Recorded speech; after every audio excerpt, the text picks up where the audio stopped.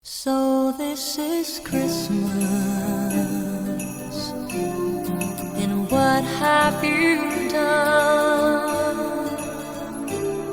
Another year over, a new one just begun, and so this is... Firman Tuhan berkata, bersorak-soraklah bagi Tuhan, hai seluruh bumi. Beribadahlah kepada Tuhan dengan sukacita. Datanglah ke hadapannya dengan sorak-sorai. Ketahuilah bahwa Tuhanlah Allah. Dialah yang menjadikan kita dan punya dialah kita, umatnya dan kawanan domba gembalaannya. Masuklah melalui pintu gerbangnya dengan nyanyian syukur, ke dalam pelatarannya dengan puji-pujian. Bersyukurlah kepadanya dan pujilah namanya, sebab Tuhan itu baik, kasih setianya untuk selama-lamanya, dan kesetiaannya tetap turun-temurun. Amin. Mari kita bangkit berdiri, kita naikkan pujian, naikkan syukur padamu Yesus.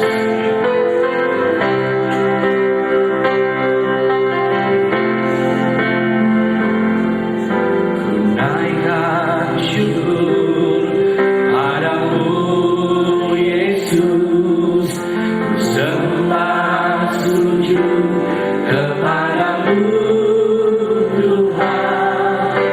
Di hadapan tata kemuliaan-Mu,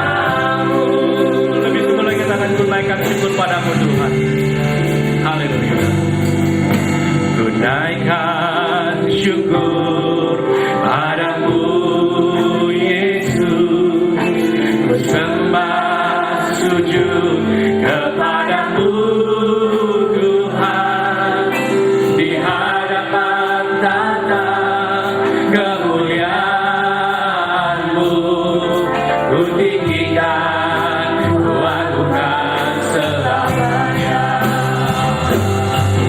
Segala puji syukur bagimu,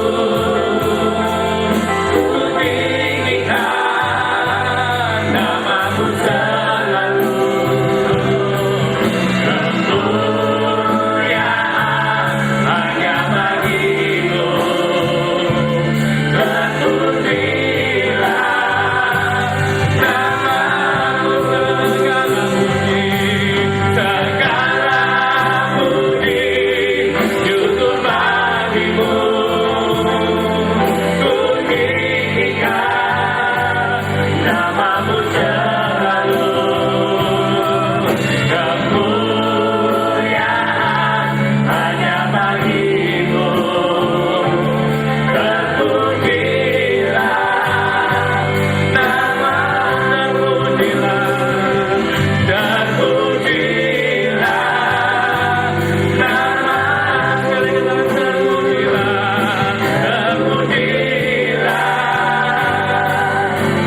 namamu.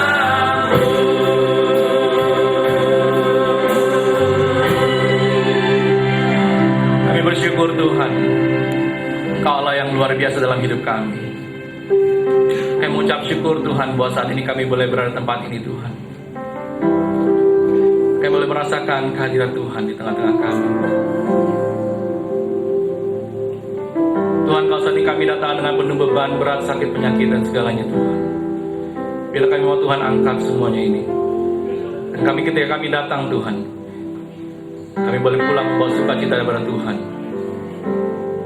Tuhan berkati khusus juga Tuhan hamba-Mu Pak Pendeta Bima Sirait dengan bawakan firman-Mu Tuhan. Bila Tuhan pakai lidah dan isi hati-Mu Tuhan untuk disampaikan oleh hamba-Mu ini. Terima kasih ya Yesus. Serta ibadah kami Tuhan dari awal pertengahan hingga akhirnya. Kami serahkan hanya dalam nama Tuhan Yesus Kristus. Terpujilah Engkau Tuhan. Haleluya. Amin. Silakan duduk Bapak Ibu Saudara. Mari kita naikkan suatu pujian.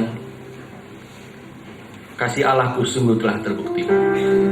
Kita percaya bahwa Tuhan yang Yesus yang sudah mati dan bangkit untuk kita, kasih-Nya sungguh telah terbukti buat hidup kita semuanya.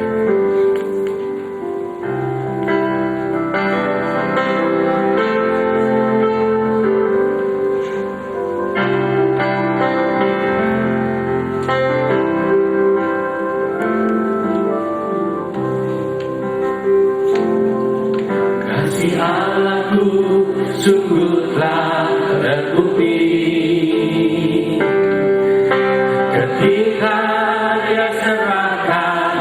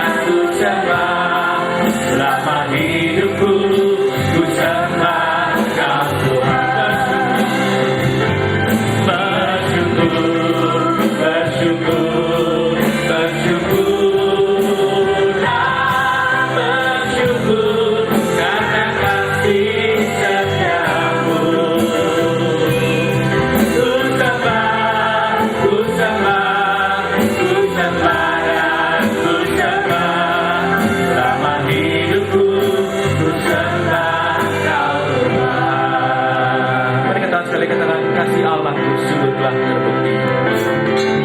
Kasih Allahku sungguh telah terbukti ketika Dia serahkan anaknya. Kasih Allah mau berkorban bagi kau dan aku. Tak ada kasih seperti kasih-Mu.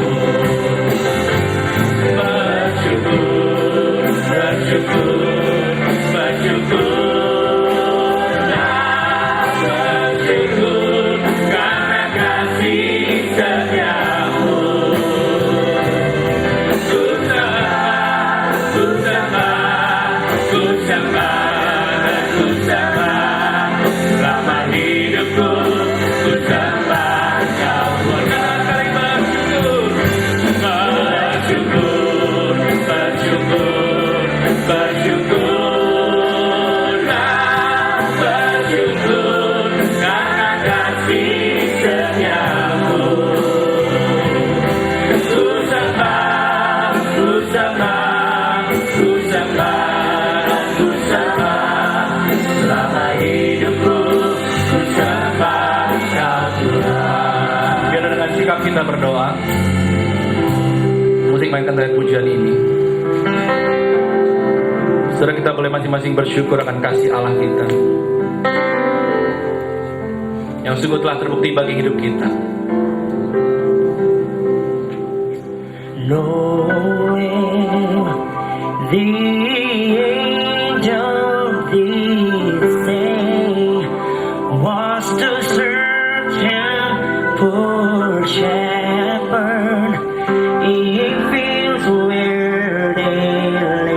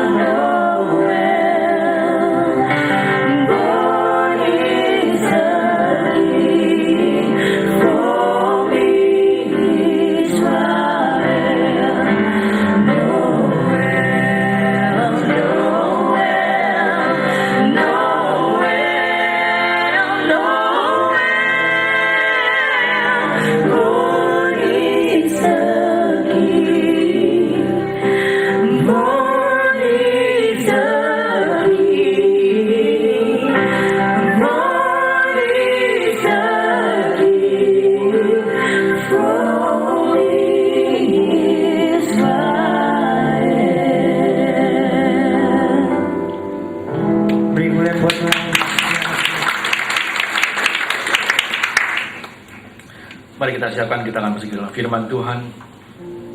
Hari ini akan dari hambanya Pak Mirza Mingzirai. Kita ingat satu pujian, peganglah tanganku Roh Kudus. Sambil hati kita boleh bersiapkan masuki firman-Nya.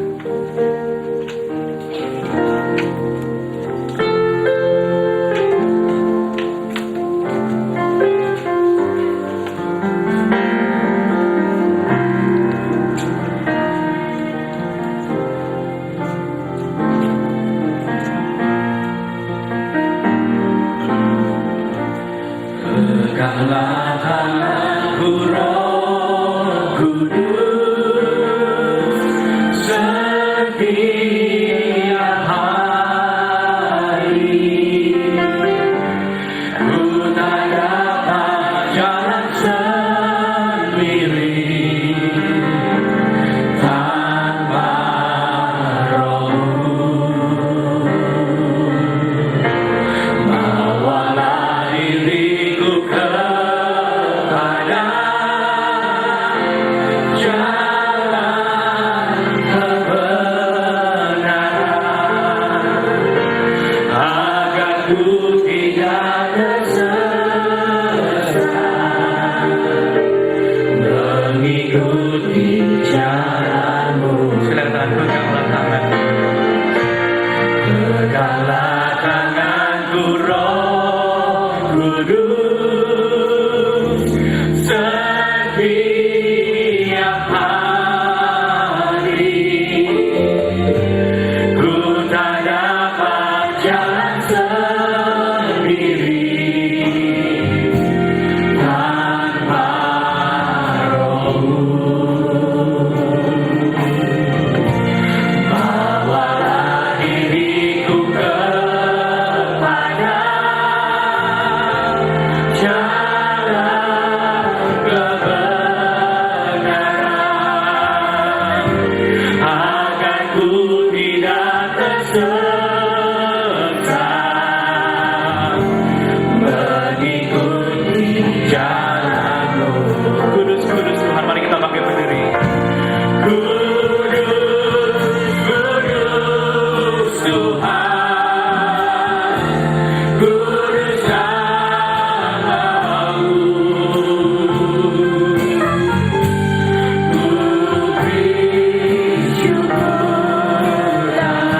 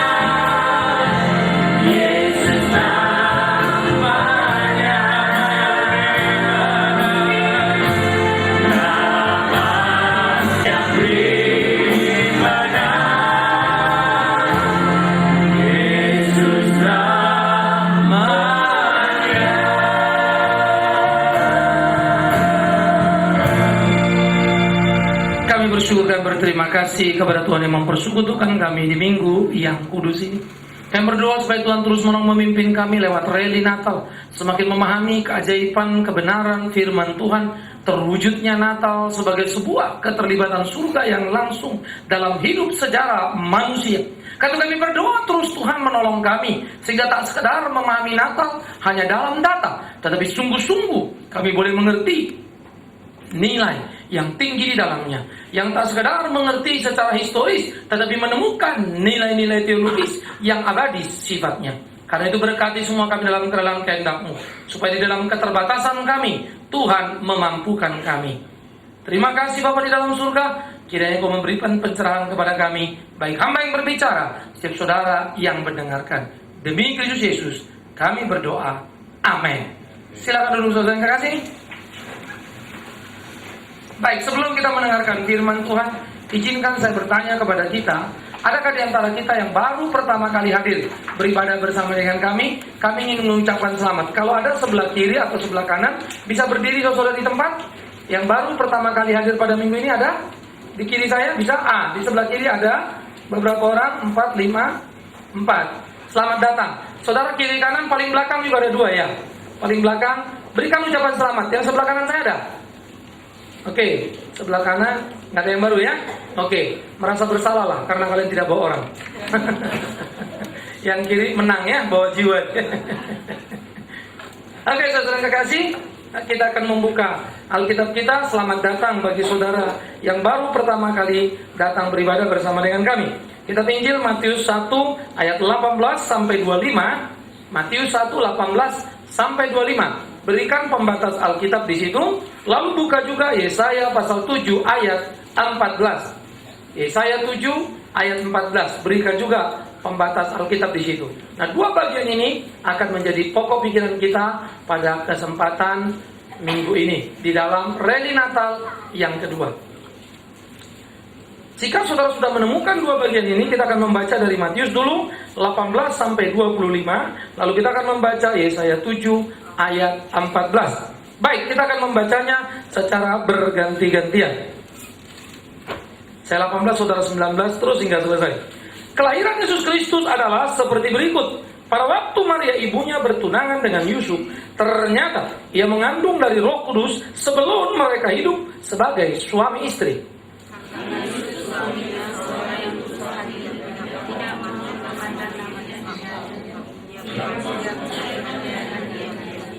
Tetapi ketika ia mempertimbangkan maksud itu, malaikat Tuhan nampak kepadanya dalam mimpi dan berkata, Yusuf anak Daud, janganlah engkau takut mengambil Maria sebagai istrimu, sebab anak yang di dalam kandungannya adalah dari Roh Kudus.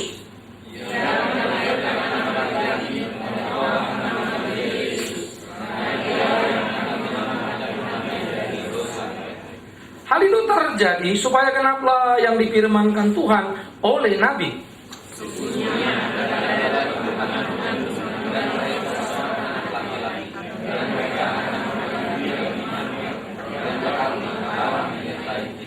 Sesudah bangun dari tidurnya, Yusuf berbuat seperti yang diperintahkan malaikat Tuhan itu kepadanya. Ia mengambil Maria sebagai istrinya.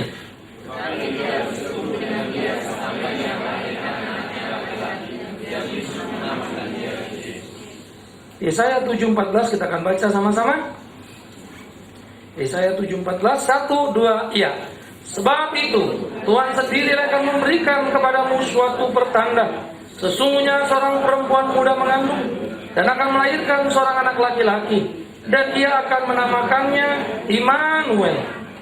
Saudaraku yang kekasih, menarik bagian ini untuk kita pikirkan. Sesudah pada yang pertama rally kita memikirkan tentang keluar biasanya keajaiban dari iman Maria yang mampu percaya pada sesuatu peristiwa yang luar biasa yang belum ada contoh atau modelnya, baru pertama kali dan satu-satu kalinya di dalam sejarah hidup manusia.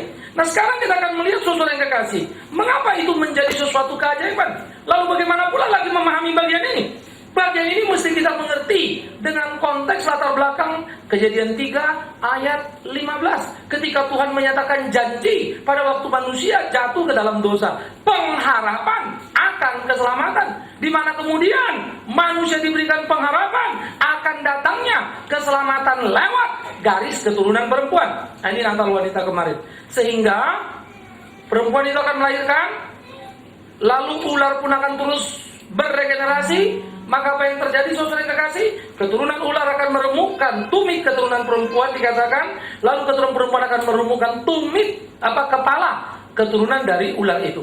Nah, ini menjadi satu konfrontasi yang puncaknya adalah peristiwa salib. Persoalannya, sebelum peristiwa salib, siapa keturunan perempuan itu yang akan datang? Tetapi siapapun itu menghadapi sebuah persoalan yang sangat berat. Kenapa? Karena Alkitab berkata, semua manusia sejak Adam dan Hawa sudah jatuh ke dalam dosa. Semua sudah kena dosa, apa yang kita sebut sebagai dosa turunan. Mari kita lihat 1 Korintus 15 dulu, supaya kita mendapat gambaran. Sehingga nanti kita akan mengerti bagian ini sangat luar biasa sekali. Dan ini menjadi prinsip penting dalam iman Kristen. 1 Korintus pasal 15, 21 dan 22. Saya akan bacakan untuk kita, saudara simak baik-baik. Sebab sama seperti maut datang karena satu orang manusia, demikian juga kebangkitan orang mati datang karena satu orang manusia. Karena sama seperti semua orang mati dalam persekutuan dengan Adam, demikian pula semua orang akan dihidupkan kembali dalam persekutuan dengan Kristus. Sama seperti maut datang karena satu orang, sama seperti semua orang mati dalam persekutuan karena Adam. Bersama Adam, maka seluruh manusia sudah jatuh ke dalam dosa. Pria, wanita menikah, melahirkan keturunan. Ini adalah pernikahan orang berdosa dengan orang berdosa, melahirkan orang berdosa. Ini menjadi satu status yang tidak bisa dihindari. Sehingga dosa turunan bukan karena orang sedua berbuat dosa, karena lahir dari orang berdosa. Ini kualitatif. Ya, ini kualitatif. Oke. Macan kawin sama macan, lahir anak macan, walaupun macan anak itu belum bisa merekam orang. Tapi nanti sudah gede baru macan itu bahaya. Tapi itu anak macan. Orang berdosa kawin dengan orang berdosa, lahir orang berdosa. Maka manusia berdosa belum bikin dosa kan Pak? Nanti tinggal tunggu buahnya. Tapi status itu sudah di sana. Nah, itu yang dimaksud dengan dosa turunan. Sehingga tidak ada orang dilahirkan tabula rasa. Tidak ada orang dilahirkan seperti kertas putih yang kosong. Tergantung bagaimana menulisnya. Tetapi semua manusia dilahirkan dalam prinsip dosa turunan. Kalau begitu, bagaimana mungkin keturunan perempuan yang dinubuatkan dalam Kejadian 3 ayat 15 bisa menjadi keturunan manusia yang tidak berdosa? Karena semua manusia sudah terhisap dalam dosa turunan. Yang kedua, saudaraku yang kekasih, manusia merupakan jalan mustahil untuk menemukan jalan ajaib Natal. Kenapa? Karena manusia bukan saja dalam status itu. Ternyata terbukti manusia semuanya sudah berbuat dosa juga. Status berdosa dan kemudian berbuat dosa. Kejadian pasal 5 menceritakan, pasal 4 menceritakan bagaimana kemudian manusia itu dikatakan makin hari makin jahat, makin bertambah-tambah dosa dunia. Lalu Paulus di dalam Roma pasal yang ketiga lalu berteriak. Apa kata Paulus dalam Roma pasal 3? Dia mengatakan seperti ini, bahwa tidak ada yang benar seorang pun tidak. Saudaraku, tidak ada satu orang pun yang benar, satu orang pun tidak. Semua manusia sudah berbuat dosa pada dirinya. Dan sebelum berbuat dosa, ia memang ada dalam status dosa. Itu sebab dosa tidak mungkin berhenti. Karena manusia berdosa hanya melihatkan manusia berdosa yang tinggal tunggu berbuat dosanya. Nah, jadi di dalam hal seperti itu, sekali lagi, tidak akan ada satu orang yang layak untuk melahirkan bayi yang kudus. Karena semua manusia berdosa. Yang bisa melahirkan tidak mungkin baby, harus orang dewasa. Orang dewasa tidak mungkin tidak berbuat dosa dalam hidupnya. Besar kecil adalah ukuran kita. Mau bagaimana mungkin? Lalu yang ketiga, fakta yang makin membuat sulit adalah karena ternyata manusia berdosa sudah terpisah dari Allah. Nah, ini jadi makin kacau lagi. Kalau sudah terpisah dengan Allah, bagaimana dipakai Allah? Manusia berdosa beroposisi dengan Allah, berlawanan dengan Allah. Bagaimana bisa dipakai Allah? Raja Paulus Paulus juga mengatakan, tidak seorang pun berakal budi, tidak ada seorang pun yang mencari Allah, tidak ada seorang pun yang baik, semua sudah menyeleweng, mereka tidak berguna. Ini ungkapan yang sangat keras untuk menunjukkan kegagalan keberagamaan. Jika kita berpikir dengan beragama, kita berdamai dengan Tuhan. Karena tidak ada yang cari Allah. Agama berkata mereka mencari Allah, Allah yang mana yang mereka cari? Itu sebab agama tidak pernah membawa seseorang bertemu Allah yang sejati. Tetapi Kristus berkata, bukan engkau, aku yang memilih. Kristus yang aktif turun untuk mencari. Itu sebab Natal perlu. Tidak ada Natal, tidak ada pencarian. Tidak ada Natal, tidak ada misi penyelamatan. Maka Natal harus ada. Tetapi persoalannya, siapa yang bisa melahirkan Yesus supaya Yesus tidak menjadi dosa turunan? Oh, ini jadi repot lagi. Karena kalau toh dia berdosa juga, sama seperti kita yang lainnya berdosa, apa gunanya? Tidak akan ada nilainya. Orang berdosa tidak bisa tebus orang berdosa. Kalau bisa, tidak perlu Yesus. Nabi saja disalibkan. Banyak nabi-nabi yang bisa untuk disalibkan, tetapi mereka tidak layak dan tidak memenuhi standar untuk bisa menjadi penebus. Nah, oleh karena itu menjadi tidak sederhana. Nah, jadi di dalam realitas seperti itu, tidak mungkin Natal diwujudkan. Tidak mungkin keselamatan akan datang, karena situasinya memang tidak memungkinkan. Ya, sampai-sampai kita bilang tidak ada satupun yang baik, tidak ada satupun yang benar. Satu lukisan menarik, saudara.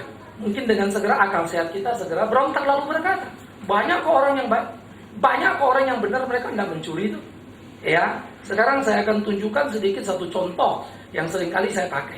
Kalau hari ini jam 12 malam, lampu mati, gelap apa tidak? Gelap. Lalu saya nyalakan lilin, terang apa tidak?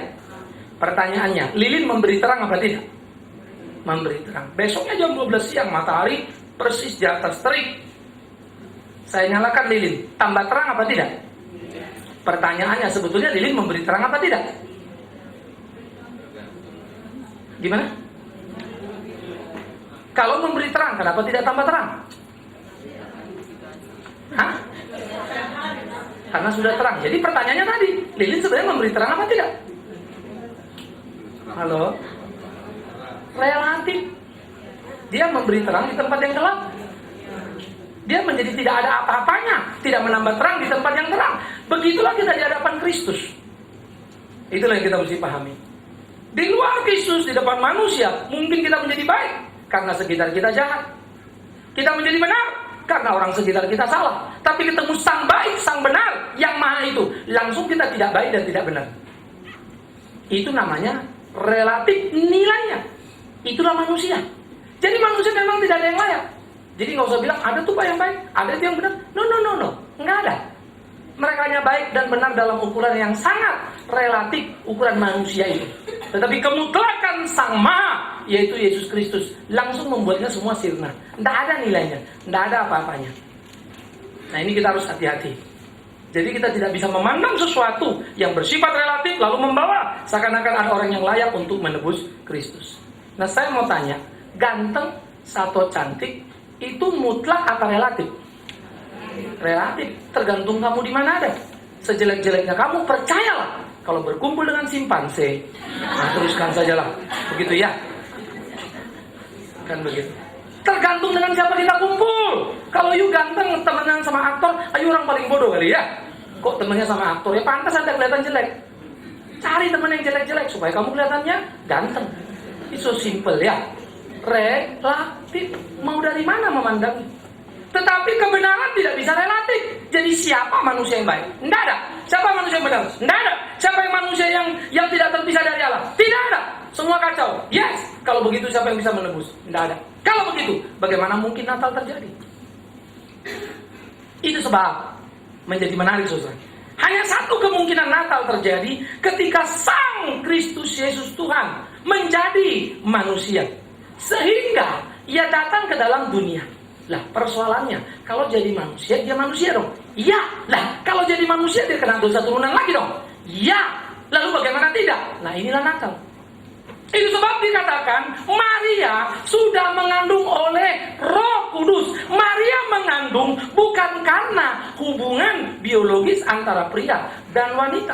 Maria mengandung bukan karena kemampuan natural yang ada pada manusia sehingga terjadi pembuahan, tetapi Maria mengandung karena peristiwa supranatural di mana kuasa Roh Tuhan datang dan memakai Maria. Maria alat yang dipakai untuk melahirkan Kristus. Maria melahirkan Kristus sebagai alat, tidak sama seperti ibu melahirkan kita. Maria menjadi alat, sehingga dikatakan di sana, saudara-saudara yang kekasih, bagaimana Maria sudah mengandung padahal mereka belum hidup sebagai suami istri, dan Maria tidak pernah bersetubuh selama ia mengandung bayi Yesus. Mengapa? Itu menjadi suatu prasyarat penting untuk melahirkan manusia yang tidak terhisap pada dosa turunan. Dua orang menikah, orang berdosa, anak lahir dosa. Roh Kudus datang pakai rahim Maria. Ini bukan pernikahan orang berdosa dengan orang berdosa sehingga akan melahirkan anak yang berdosa, tetapi kesucian menyucikan rahim Maria sehingga bayi suci Yesus Kristus itu ada di sana oleh kuasa Roh Kudus. Maka kuasa Roh Kudus menguduskan Maria yang tidak kudus untuk mengandung bayi Yesus. Ini menjadi sesuatu yang penting untuk kita pikirkan di dalam memahami nilai jalan Natal itu. Nah, oleh karena itu tekanan Alkitab menjadi sangat menarik. Maria mengandung di dalam keperawanannya. Kalimat ini menjadi sangat penting karena jika bukan perawan yang mengandung, maka siapapun yang dikandungnya akan lahir menjadi anak yang berdosa, terlibat, terkena pada status dosa turunan. Tetapi keperawanan Maria bukan juga membuat Yesus menjadi suci karena dia perawan suci. Tidak ada yang perawan suci. Perawan suci dalam pengertian adalah orang masih perawan belum menikah. Tapi perawan yang suci tidak berdosa itu tidak ada di kolong langit ini. Sehingga Maria mengandung Yesus dalam keperawanan tidak membuat Yesus menjadi suci yang dikandungnya, tetapi Yesus itu suci dalam kandungan Maria, dan Maria suci mengandung Yesus karena disucikan oleh kuasa Roh Suci itu sendiri. Nah, ini jadi perlu untuk juga kita pikirkan, ya, sehingga bukan soal keperawanannya. Kisah-kisah seperti itu ada juga di dalam beberapa kepercayaan, sehingga misalnya perawan suci itu boleh jadi tumbal untuk satu malapetaka dalam sebuah kota atau kerajaan. Harus ada korban untuk menebus dan membereskan dosa. Lalu perawan dikorbankan atau anak kecil dikorbankan yang dianggap belum berdosa. Bagi Alkitab semua sudah berdosa, termasuk Maria yang perawan itu. Maka tetap dia tidak layak. Karena itulah Roh Kudus yang menguduskan Maria, sehingga bayi kudus ada di sana menjadi kudus bukan karena Marianya kudus, tapi karena sudah dikuduskan oleh Roh Kudus. Natal biaya sangat mahal sekali. Natal peristiwa luar biasa sekali. Dengan apa kita mau mengukur peristiwa yang satu kali dan satu-satunya di kolong langit ini? Oleh karena itulah kita akan mengerti dan memaknai Natal betapa pentingnya Maria yang perawan yang melahirkan Yesus Kristus. Pasti cerita ini semua juga orang ngerti. Anak sekolah minggu ngerti. Maria tidak menikah, Maria masih perawan melahirkan Yesus. Kita cuma tahu data, tapi kenapa harus perawan kita tidak pernah ngerti.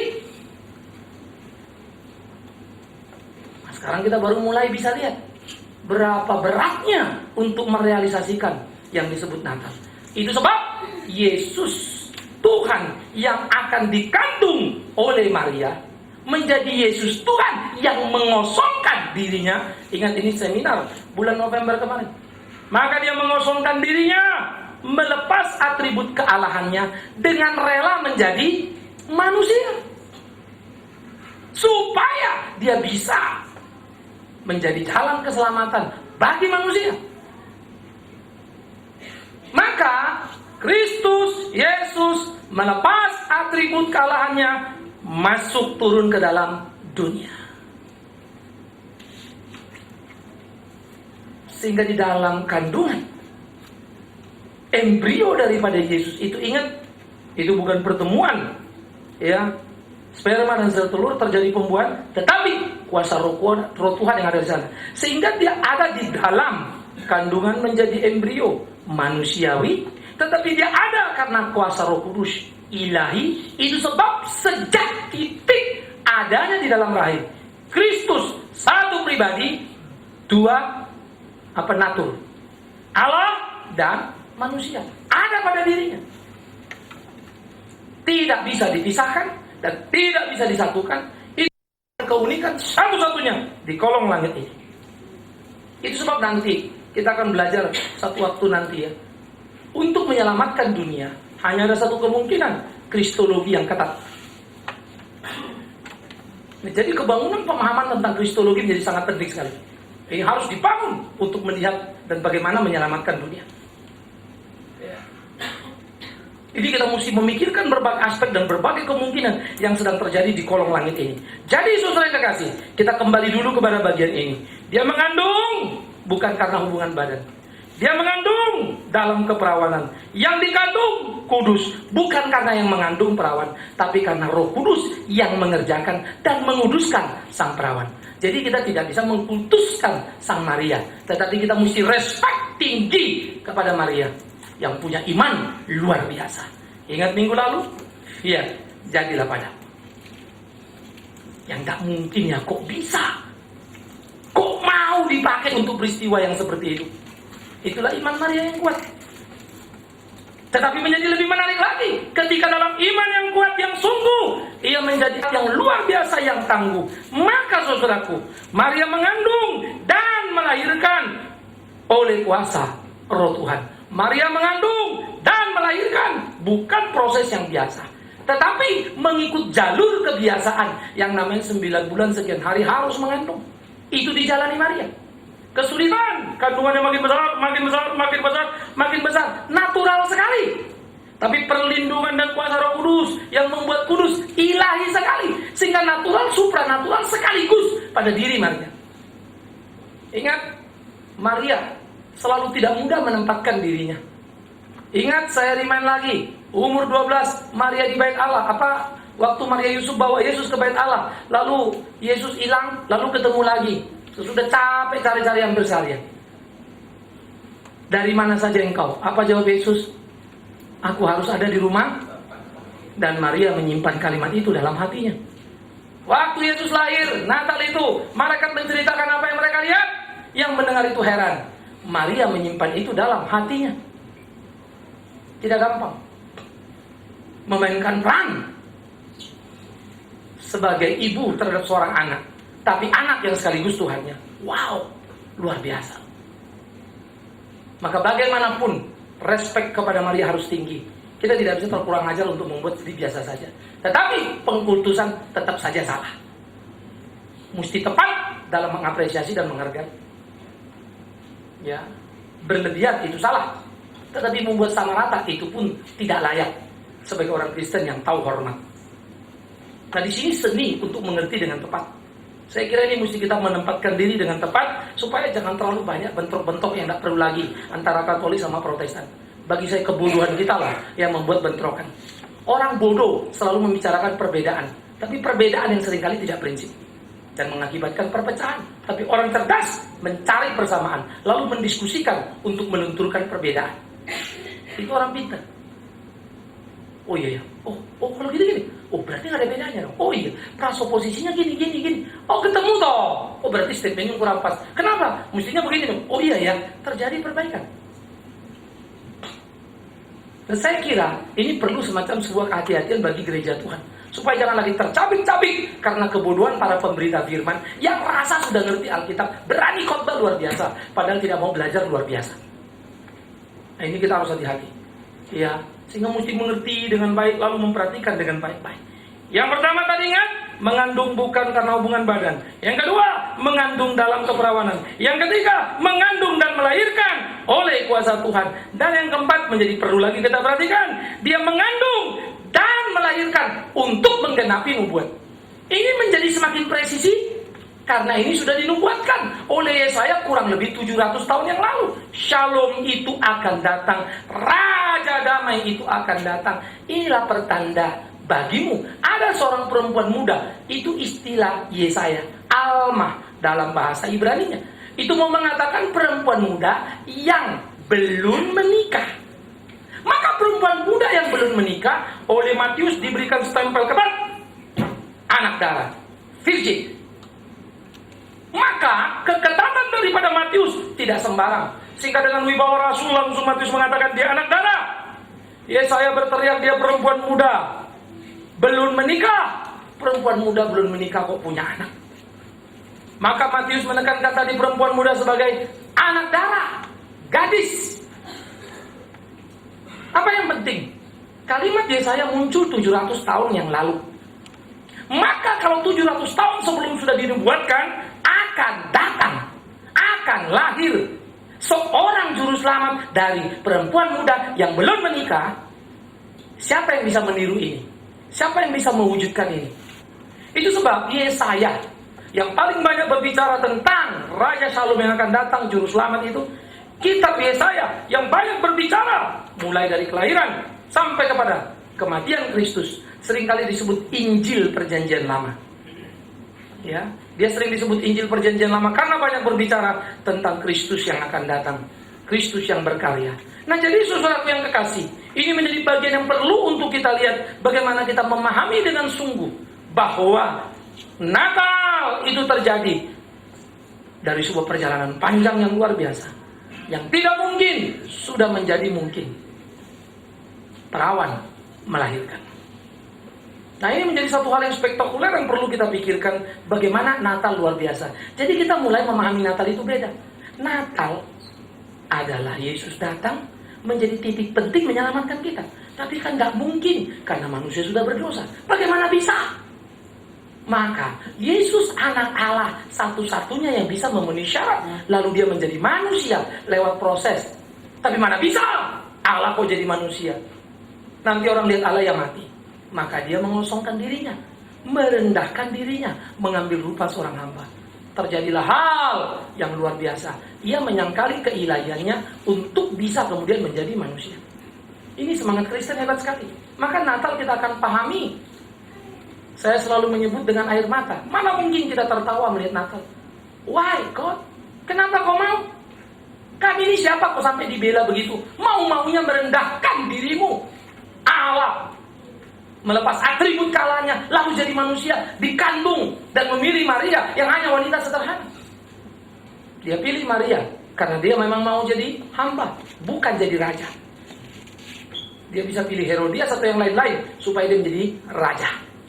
Tapi bukan itu. Dalam kuasanya, dalam kemampuannya, ia memilih dengan kerelaan posisi yang tidak ingin kita pilih. Natal hebatnya. Maka Natal membuat kita menangis. Why God? Tetapi kemudian dia tidak berhitung sekalipun kita menolak dia. Thanks God. Maka itu menjadi campur aduk mengharu biru rasa kita. Sukacita luar biasa. Tapi kan air mata tidak bisa dicegah. Menjadi perenungan. Kalau kita ngerti. Ya. Itu sebab Natal itu bukan happy birthday. Saya selalu bilang ini harus hati-hati. Maka gereja-gereja yang bikin kue tart, kasih lilin satu, happy birthday Tuhan Yesus, lalu tiup, kurang ajar. Maafkan saya. Lu kok Bapak ngomong gitu? Di Alkitab yang merayakan ulang tahun cuma satu, namanya Herodes. Hadiahnya kepala Yohanes Pembaptis.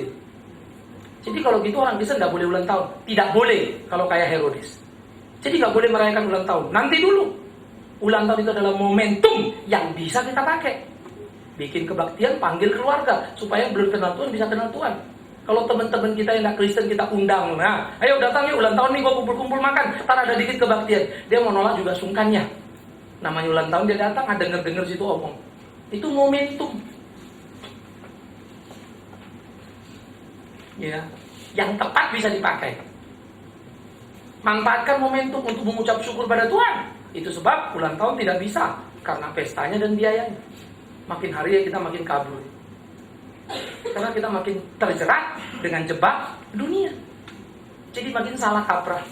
Saya respect pada orang-orang yang anaknya ulang tahun sekarang bilang, saya tidak mau lagi bikin sana, bikin sini, teman-teman bikin hotel. Saya tidak mau. Bikin apa? Anak-anak kalau masih kecil, tak bawa ke panti asuhan saja Pak.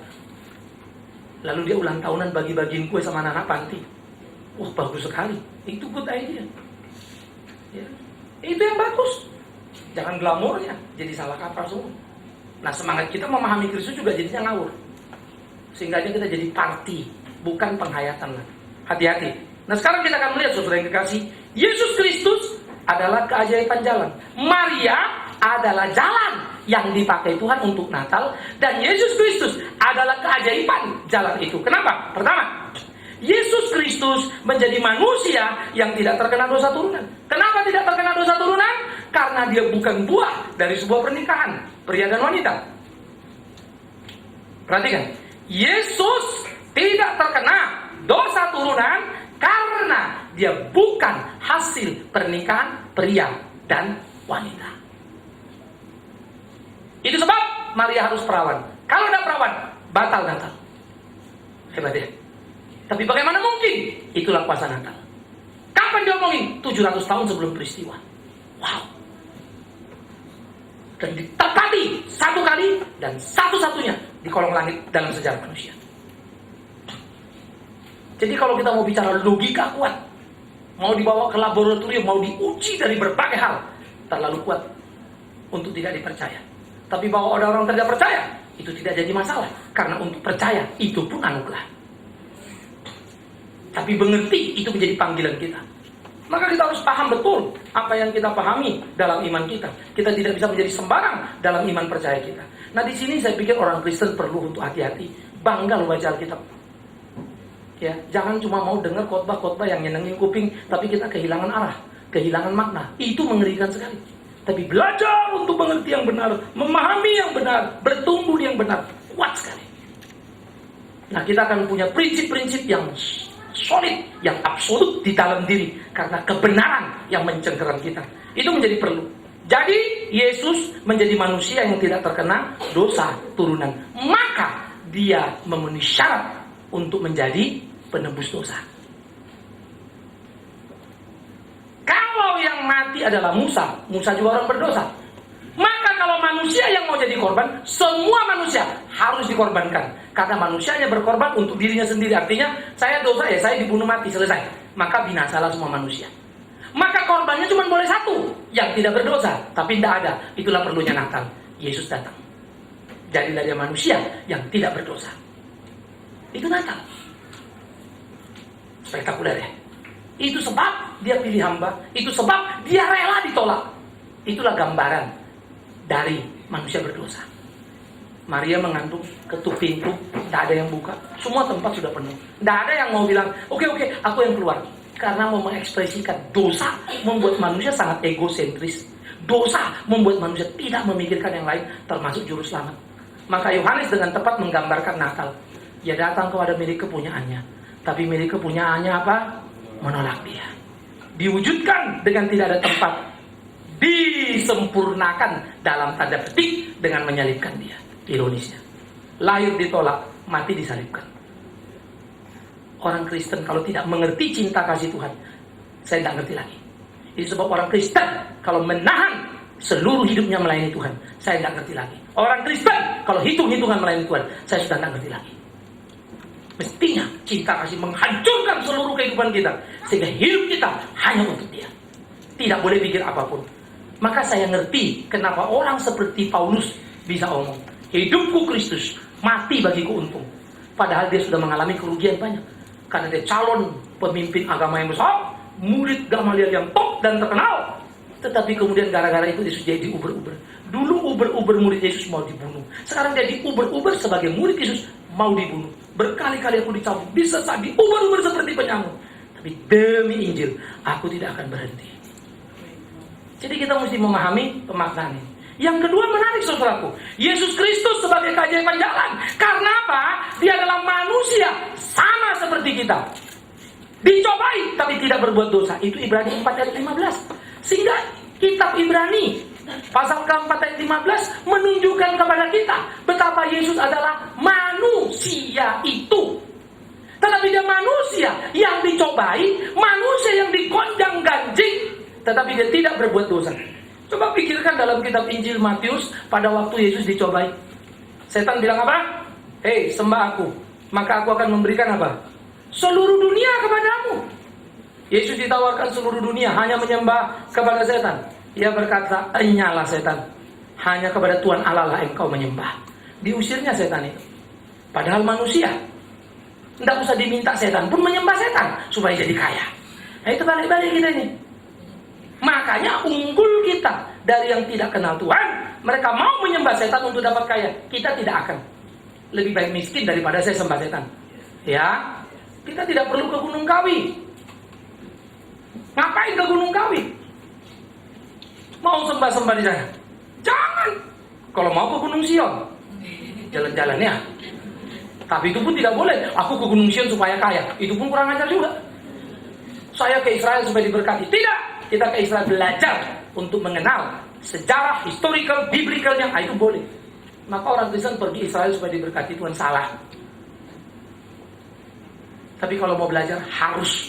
Jadi kita lebih menikmati Alkitabnya. Ngerti semua. Maka saya paling linglung kalau orang sampai Israel pegang tanahnya, dicium. Aduh itu tanah bekas naik kuda itu. Ngapa dipegang-pegang dicium-cium? Tanah Israel. Apa bedanya sama tanah Indonesia? Bagus tanah Indonesia lagi, lebih subur. Ya. Tapi kalau kita belajar harus ya. Kita merenung, memperhatikan. Wah, itu saya senang sekali kalau ke sana itu selalu begitu bisa nikmati. Secara perjalanan saya sebenarnya bosen. Ya, secara perjalanan biasa ya. Kalau cuma traveling. Tapi pembelajaran tidak selesai-selesai. Banyak hal yang masih membuat saya penasaran.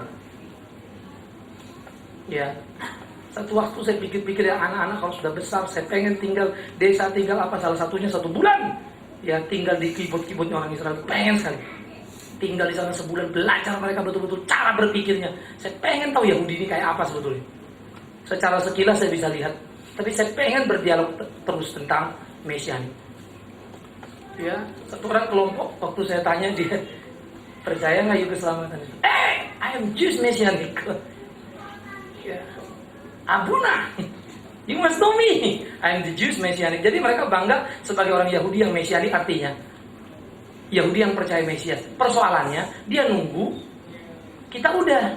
Nah itu masalahnya. Dia tunggu pertama, kita nunggu yang kedua. Nah ini diskusi yang perlu disambung sama mereka. Ya. Menjadi menarik sekali ya. Wah tapi orang Yahudi itu kekeh banget tuh. Karena PR-nya ngelotok banget. Dia ngerti kita mau ngomong apa. Dia jauh lebih ngerti. Itu mirip kayak anak-anak menginjili orang tua orang Batak ya. Opung ini gini. Kau diam kau sudah tahu aku semua. Bukan itu ayatnya di sini. Bener opungnya lagi. Wah cucunya salah. Maksudnya mau kasih tahu opungnya supaya terima Tuhan. Opungnya ngelotok semua. Kan orang Batak itu ayat hafal setengah mati. Ya, bahkan terakhir sampai mati. Hafalnya. Tapi habis baca Alkitab saya ingat betul di tempat saya, kampung Kristen gitu ya. Baca Alkitab ngelotok semua. Pulang gereja, joker karo sudah. Lah, minum tua. Orang Batak gereja paling lama pergi hari Minggu, pulang hari Senin. Iya. Minggu pagi pergi, Senin pagi baru pulang. Dari mana Bang? Habis gereja. Soalnya pergi ke gereja, pulang gereja, belok ke Lapo. Buka baju ini kaos, pang. Senin pagi baru pulang. Gendeng gak? Ini orang Batak. Tapi gereja makan di tempat kami itu penuh terus, tak pernah sepi. Saya di kampung Kristen tuh. Jadi kalau terlambat dikit kita gak kebagian kursi tuh. Tapi begitu juga Lapo. Telat lagi ya gak kebagian lagi kursinya. Jadi saya tidak ngerti ya, antara dosa dan suci sangat damai di tanah Batak. Padahal kalau baca di Alkitab, dosa sama suci itu konfrontasi terus, bertanding terus. Ini jadi beban saya. Kemarin ada orang bilang, Pak, Bapak bikin sekolah di Kalimantan, di tempat kita sekarang kacau-kacauan, hancur-hancuran ya. Jadi ada satu orang mau ajak saya ke sana untuk lihat. Saya bilang kalau ada take over, kita take over lah. Ironis ya. Sedih. Nah jadi saudara kekasih, ini menjadi pergumulan-pergumulan kita. Bagaimana kita melihat manusia makin hari makin kacau. Tetapi ingat, Yesus menjadi contoh teladan yang luar biasa. Dia tidak pernah berbuat dosa, sekalipun dia dicobai. Dan yang ketiga, akhirnya Kristus menjadi manusia yang layak untuk menebus dosa, manusia yang layak untuk jadi korban. Karena korban yang dituntut oleh Allah apa? Korban itu adalah domba apa? Yang tidak apa? Bercacat celah. Tidak boleh ada cacat celahnya. Siapa manusia tidak bercacat celah? semua ada cacat, ada celahnya. Cuma satu, Yesus Kristus yang tidak bercacat celah. Hebat ya. Maka Ibrani mengatakan, Dia Kristus adalah imam besar agung kita. Karena sebagai imam, dia tidak mengorbankan domba, tetapi mengorbankan dirinya sendiri. Dan dirinya sendiri memenuhi syarat sebagai korban untuk menebus dosa manusia. Itu sebab, ingat 7 perkataan salib. Eli, Eli lama sabatani. Bapakku, Bapakku, mengapa engkau meninggalkan aku? Karena seluruh dosa tertimpa atas dia, sehingga Allah memalingkan wajahnya. Allah yang suci tidak bisa lihat anak yang berdosa. Itu persoalannya. Sehingga dia berteriak, karena semua dosa sudah ditanggungnya. Maka ia terpisah dari bapaknya. Tapi keterpisahan dari bapa, seperti Paulus dalam Korintus, justru mempersekutukan kita dengan Bapa. Diperdamaikannya kita dengan Bapa, dipersatukannya kita dengan Bapa, dengan membuat dirinya menjadi musuh Bapa, sehingga Bapa meninggalkan, memalingkan wajah dari dia, membuat dia berteriak, Eli, Eli, lama sabatani. Beritahu pada aku agama mana yang logikanya sekuat ini. Dari mulai kelahiran, kematian, kebangkitan, kenaikan, kedatangan kedua kali. Ketat luar biasa. Saya selalu mengatakan Kristen itu kalau konstruksi, you mau kutak-katik dari manapun sulit untuk berhubungan. Banyak agama kelihatan kuat kekal. 3 titik you buka bautnya, langsung ambruk konstruksinya. Tapi sayang, konstruksi Kristen yang bagus, orang Kristen sendiri tak ngerti pondasinya. Itu membuat mereka sepertinya jadi bingung, sehingga mulai menceritakan Kristus atau Alkitab dalam konstruksi yang salah. Digoyang orang jatuh, padahal bukan konstruksinya yang salah. Kita yang salah ngerti konstruksi yang benar. Makanya kita mesti belajar Alkitab itu terus. Saya senang loh saudara pulang bawa CD-nya, rekamannya, dengar lagi. Saya katakan 1 minggu ulang bolak-balik minimum 3 kali. Berangkat lagi, ntar pulang, berangkat lagi. Moga-moga dengan 3 kali bisa menangkap 70% maksudnya, lalu bisa menangkap intisari apa yang mau dibicarakan. Maka saya yakin satu waktu jemaat Antioquia jadi orang-orang yang kritis. Dan saya akan tertolong. Karena kalau saya ngomong salah, pasti saudara kritisi. Ya, senangnya punya murid pinter ya. Kenapa? Guru tambah pinter. Iya. Maka itu dibilang dalam pendidikan itu belajar mengajar. Kita sebetulnya belajar dari pertanyaan. Mulai mengajar dengan kejelian. Selalu begitu. Tapi kalau muridnya bodoh, gurunya bahaya itu. Bodoh tidak tahu diri dia. Karena bodoh dia tidak tahu. Menurut dia bisa semua pertanyaan muridnya dijawab. Padahal muridnya memang bodoh-bodoh.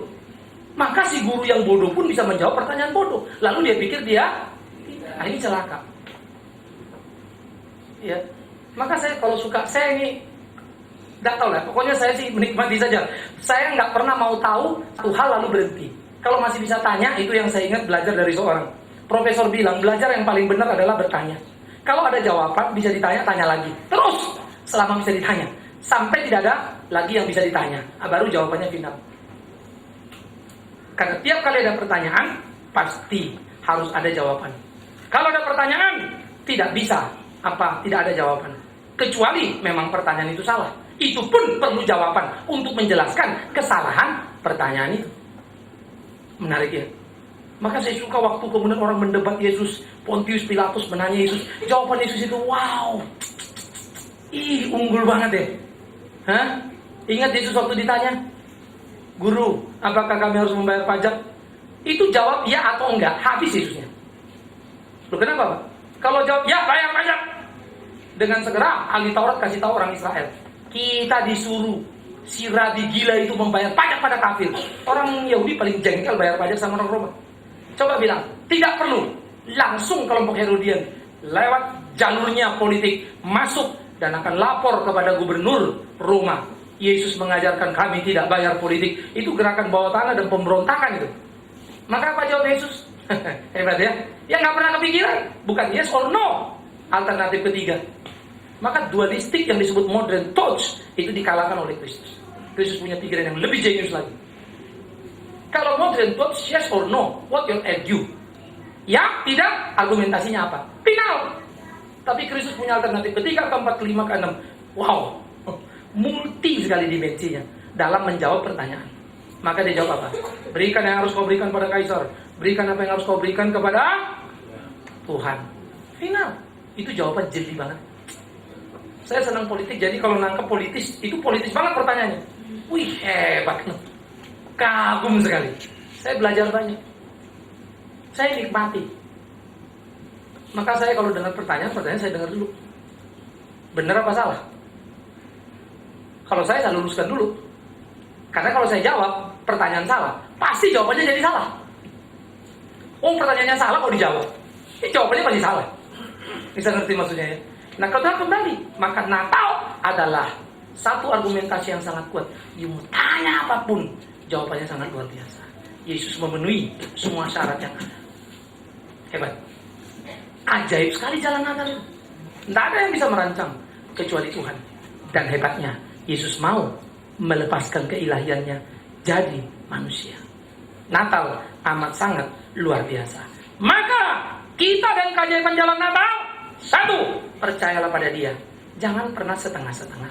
Percayalah pada Dia sungguh-sungguh. Jika ada waktu melayani Dia, layani. Jangan sampai kau berhutang dalam hidupmu. Mengabaikan kesempatan pelayanan hanya menciptakan hutang kepada Tuhan.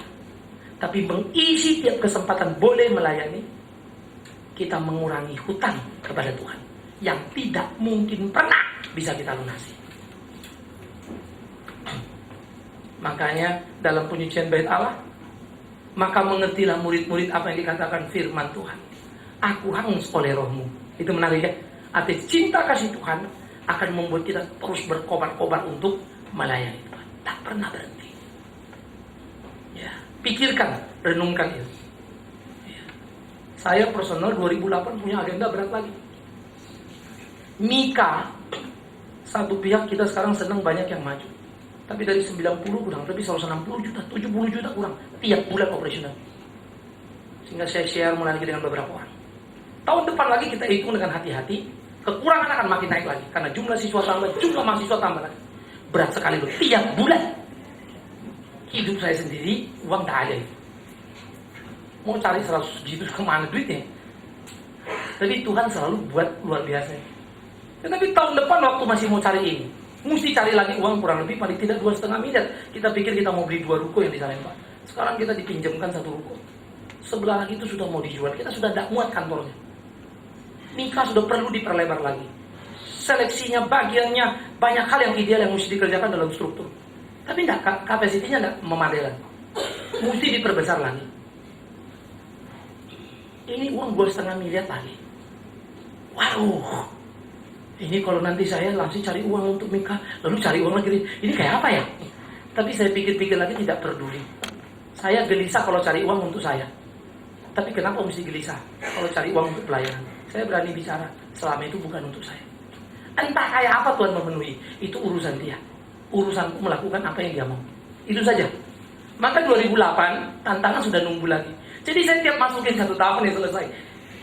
Ada senangnya, ada lagi tantangannya. Maka saya bilang Tuhan baik, Dia selalu percayakan pelayanan yang saya harus kerjakan. Tapi membuat saya terus jadi dinamis ya. Karena mesti mikirin ini tuh. Jadi tidak ada waktu untuk duduk-duduk lagi diam. Tapi itu menolong kita tidak terjebak pada jebakan comfort zone. Pertandingan harus berjalan terus. Pada 2008 kita mesti siapkan lagi. Mengajar lagi, ABC-nya mesti lebih ketat lagi. Pusing lagi pula. Saya sudah pikir-pikir ini, anak mesti siapin lagi bahan. Jadi saya sendiri mesti siapkan bahan. Dari 6 baru 2 yang selesai, 4 belum. Saat bersamaan, saya juga mesti mengajar lagi beberapa tempat, beberapa kelompok orang. Nah, gampang ya. Saat bersamaan, saya mesti menambah lagi jam terbang, jam pelayanan untuk gereja kita. Baik hari Minggu maupun di luar hari Minggu.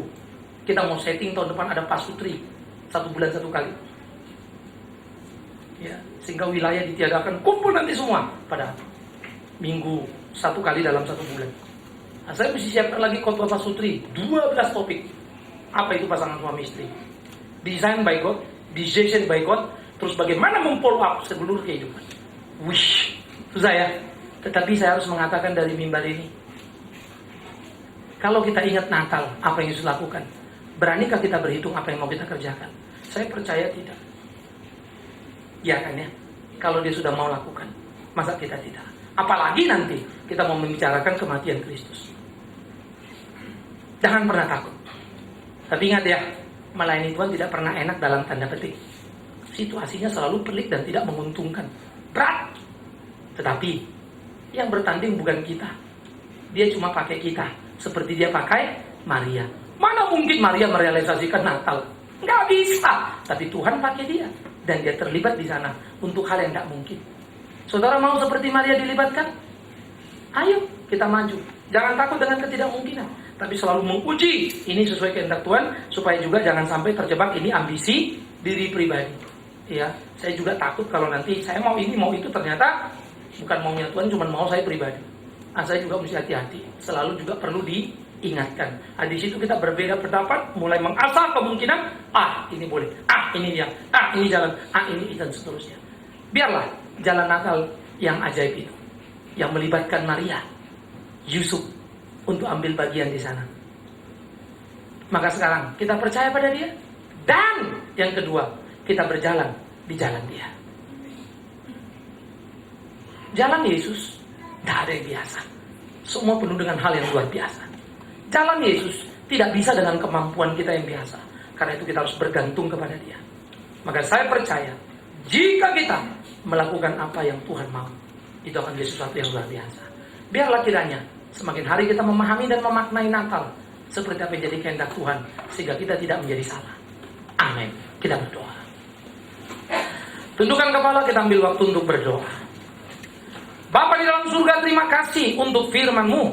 Terima kasih untuk apa yang bisa kami renungkan di kehidupan kami. Terus ajar-ajari kami dalam hidup ini. Bertanding sesuai dengan kehendak-Mu. Mengerjakan apa yang harus kami kerjakan seturut dengan pimpinan-Mu. Kami berdoa Tuhan terus membentuk kami, sehingga kami sungguh bisa menikmati pergumulan demi pergumulan di hidup ini. Iya Tuhan, kami mau berdoa juga buat gereja-Mu. Terus ajar kami setia menangkap visi-Mu. Tapi kami juga berdoa, cegah kami ya Tuhan, jika terjebak pada ambisi dan selera diri. Tuhan, pelihara kami. Hamba berdoa, sebagai gembala di tempat ini, pukul hamba-Mu ini, kalau sampai berjalan yang salah. Rinduku selalu ada di jalan-Mu. Mampukan aku di kelemahanku. Jaga dan pelihara setiap jemaat-Mu. Tuntun pimpin mereka di jalan-Mu yang benar. Ajar mereka semakin kritis dalam mengerti kebenaran yang utuh, yang sejati. Buat mereka bertumbuh dan mengalami sorak-sorai gempita kemenangan. Bukan karena apa yang mereka punyai, tapi batin yang mengalami sentuhan luar biasa dari cinta kasih Tuhan. Reli Natal pertama, reli Natal kedua, reli Natal ketiga. Sebelum kami menikmati Natal itu sendiri, Tuhan tolong kami untuk semakin memahami kedalaman demi kedalaman dari kebenaran firman-Mu. Terima kasih Tuhan. Kami juga mau berdoa buat bina wilayah, berkati sertai. Terus tolong dalam pertumbuhan. Berikan kesungguhan, ketekunan bagi setiap anak-anak-Mu yang mengambil bagian. Dan kepada para pemimpin, terus Tuhan memberikan kemungkinan waktu untuk terus mempersiapkan diri, khususnya belajar lewat ABC yang sudah difasilitasi. Kami juga mau berdoa menyerahkan ke dalam tangan-Mu untuk rencana ABC, untuk para dosen, para peserta. Banyak hal yang harus dibenahi sebagai sesuatu permulaan. Tuhan tolong Tuhan pimpin kami untuk terus menyempurnakan. Campur tangan Tuhan jadi doa dan pengharapan. Tuhan tolonglah. Kami juga mau berdoa menyerahkan ke dalam tangan Tuhan untuk mitra pelayanan kami, Tama dan Mika. Mika dalam kebutuhan uang yang masih puluhan juta untuk operasional tiap bulan.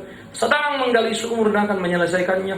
Belum lagi pembangunan pertanian akan membutuhkan uang 200 juta. Tuhan, terima kasih untuk tiap pergumulan yang ada. Karena kami percaya seluruh pergumulan hanya mengajar kami untuk melihat betapa Tuhan luar biasa karena campur tangan yang ajaib itu. Dulu kami pun tak pernah mengira ini semua bisa jadi. Kini kami pun tetap percaya Tuhan akan campur tangan menyelesaikan semuanya. Berkati juga Pama di dalam kerinduan untuk menyuarakan. Sekarang sudah ada 23-24 radio. Kami rindu menjadi 100 tahun depan. Teman-teman yang sudah mempunyai fasilitas, Tuhan tolong untuk memungkinkan kerjasama yang luar biasa.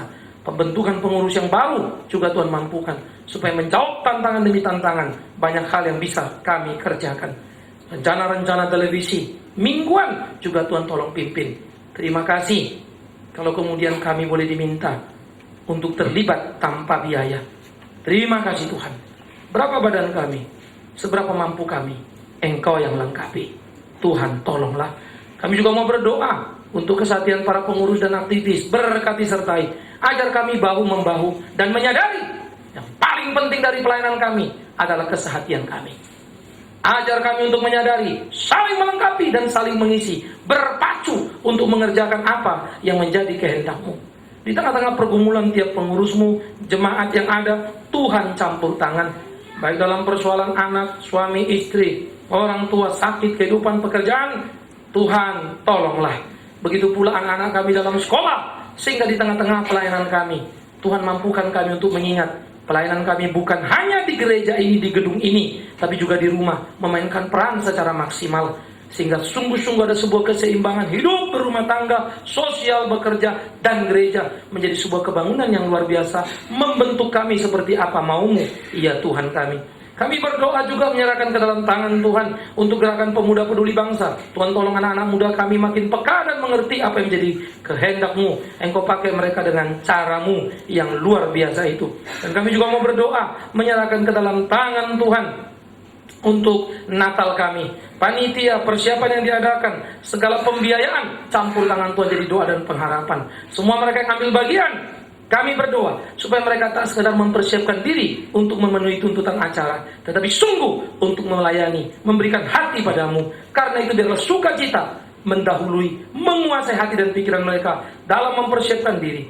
Yang terbaik kiranya jadi persembahan dari kami semua yang ambil bagian. Jemaatmu pun tolong mempersiapkan diri, mengundang banyak orang, khususnya mereka yang perlu untuk mendengar kebenaran-Mu yang utuh dan sungguh. Tuhan tolong kami. Kami juga mau berdoa untuk saudara kami yang berulang tahun, untuk Ibu Dewi Meliati, untuk Ibu Nancy, untuk Bapak Nixon Sipahutar, untuk Reza, untuk Ibu Cari Sembiring, Ibu Sangkal Wondal, untuk Ibu Seli Sirait, untuk Bapak Robert, untuk Ibu Inge Regita, untuk Ibu Taja Simorangkir, untuk Ibu Tati Gaspers, untuk Ibu Daleng Magayang, untuk Ibu Marutol Silalahi. Tuhan tolong, Tuhan pimpin, berikan mereka bijaksana, tambahkan iman dalam pertumbuhannya, sehingga mereka makin mengerti kehendak Tuhan, menikmati perjalanan usianya. Terima kasih untuk semuanya Bapa di dalam surga. Hanya bagi saudara-saudara kami yang baru pertama kali datang, Engkau memberkati, menyertai mereka, mengikat mereka bersama dengan kami, jikalau belum mempunyai tempat ibadah yang tetap, sehingga di sini kami bisa bertumbuh untuk makin mengerti apa yang jadi kehendak-Mu.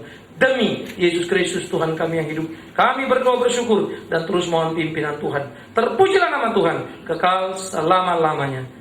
Amin. Aku percaya kepada Allah, Bapa yang Maha Kuasa, Khalik langit dan bumi, dan kepada Yesus Kristus, Anaknya yang tunggal Tuhan kita, yang dikandung dari Roh Kudus, lahir dari darah Maria, yang menderita sengsara di bawah pemerintahan Pontius Pilatus, disalibkan, mati dan dikuburkan, turun ke dalam kerajaan maut, pada hari yang ketiga bangkit pula dari orang mati, naik ke surga, duduk di sebelah kanan Allah, Bapa yang Maha Kuasa, dan dari sana Ia akan datang untuk menghakimi orang yang hidup dan yang mati. Aku percaya kepada Roh Kudus, gereja yang kudus dan am, persekutuan orang kudus, pengampunan dosa, kebangkitan orang mati, dan hidup yang kekal. Amin. Jemaat silakan.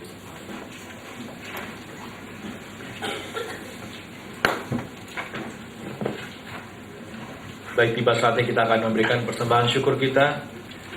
Saudara, ada dua kantong persembahan, kantong warna hitam dan warna merah. Kantong warna hitam untuk operasional gereja dan kantong warna merah untuk kepanitiaan Natal.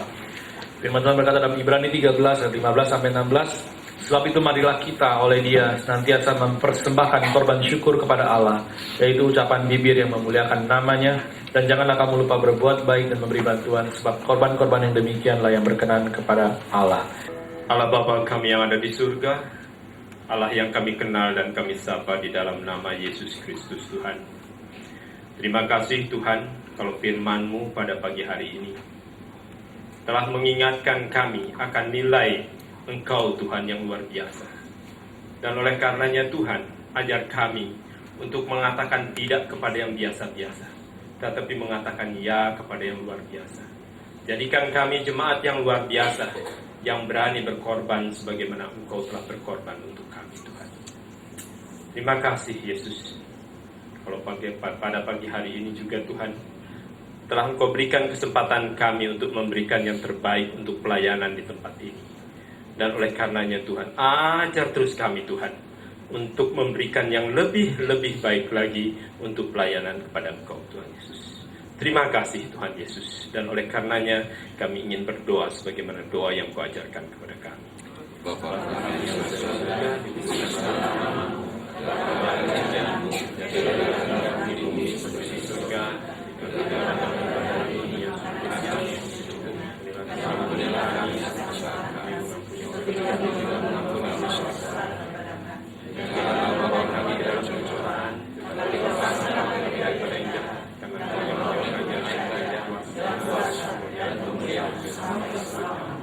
amin.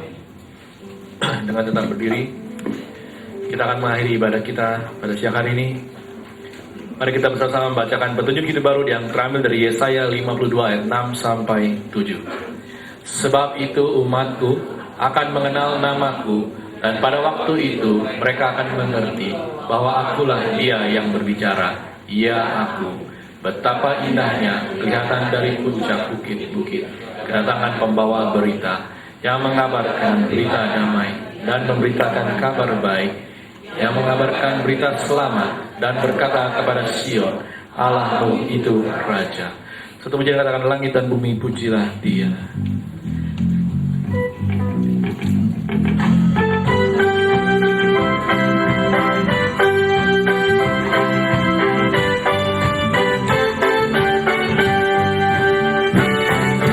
Langit dan bumi pujilah Tuhan, sebab Dia ciptakan semuanya. Keagungannya mengatasi langit bumi, sembah sujud di hadapannya. Langit dan bumi pujilah Tuhan, langit dan bumi pujilah Tuhan, sebab Dia ciptakan semuanya. Keagungannya mengatasi langit bumi, sembah sujud di hadapannya. Ku puji, ku sembah, ku puji, ku sembah Yesus Kristus Sembah Namamu. Ku puji, ku sembah, ku puji, ku sembah Yesus Tuhan dan Rajaku. Haleluya, amin, haleluya, amin, haleluya,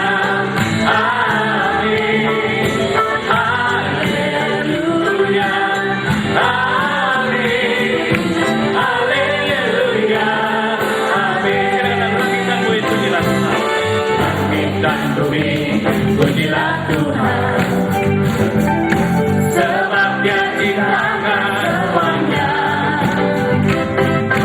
Keagungannya mengatasi langit bumi, sembah sujud di hadapannya. Ku sembah, ku puji, ku sembah, ku puji, ku sembah Yesus Kristus Sembah Namamu. Ku puji, ku sembah, ku puji, ku sembah Yesus Tuhan dan Rajaku. Haleluya, haleluya, haleluya, amin, haleluya, amin,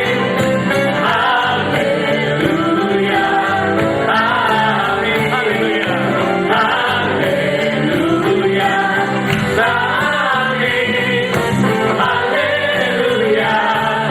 amin, haleluya, haleluya, amin, haleluya, amin, haleluya,